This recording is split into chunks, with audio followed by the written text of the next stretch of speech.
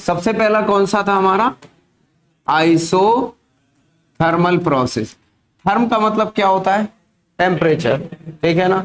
Iso का मतलब क्या होता है, सेम, जिसके अंदर टेम्परेचर क्या रहे, कांस्टेंट रहे, टी कांस्टेंट रहे। यानी डेल्टा टी क्या हो जाए, डेल्टा टी होता है आपका T2 माइनस, जब T2 और T1 बराबर हैं, T2 is equal to T1, तो डेल्टा टी क्या हो जाएगा आपका, 0 के बराबर हो जाएगा, नहीं।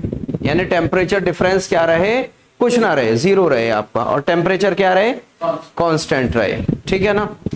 अब इसका कॉन्सिक्वेंस क्या है, कॉन्सिक्वेंस इसका ये है, एक टर्म हमने अभी आपको, वैसे उसके बारे में डिफाइन करेंगे, इंटरनल एनर्जी बताया, जिसको हमने रिप्रेजेंट किया डेल्टा यू से या डेल्टा ई से। Internal energy constant isothermal process के केस में कैसी होती है, 0 होती है।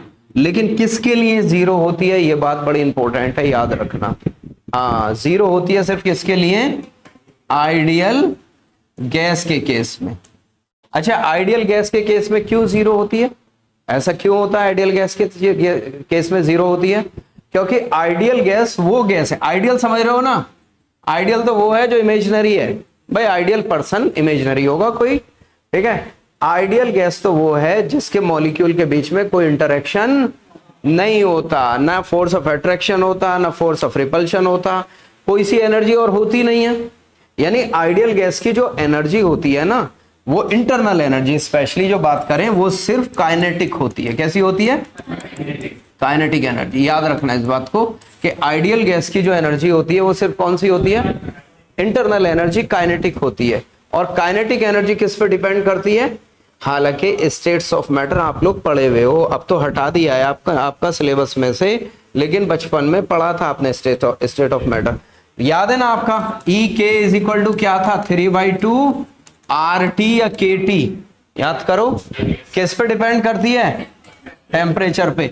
जब यही कहानी 0 हो गई तो काइनेटिक एनर्जी क्या हो गई आपकी, और जब काइनेटिक एनर्जी 0 हो गई तो कौन सी एनर्जी 0 हो गई, इंटरनल एनर्जी 0 हो गई। बात समझ में आई नहीं, तो आइसोथर्मल प्रोसेस का सारा ये केस होगा। क्या चीज 0, फाइनल कंक्लूजन क्या याद रखोगे, इंटरनल एनर्जी, उसमें इंटरनल एनर्जी चेंज, उसके अंदर डेल्टा यू है ना, डेल्टा ई स्टेट फंक्शन है, तो इंटरनल एनर्जी चेंज क्या हो जाएगा आपका, उसमें 0 हो जाएगा। मेरी बात समझ में आती है नहीं, नोट कर डालो इसको।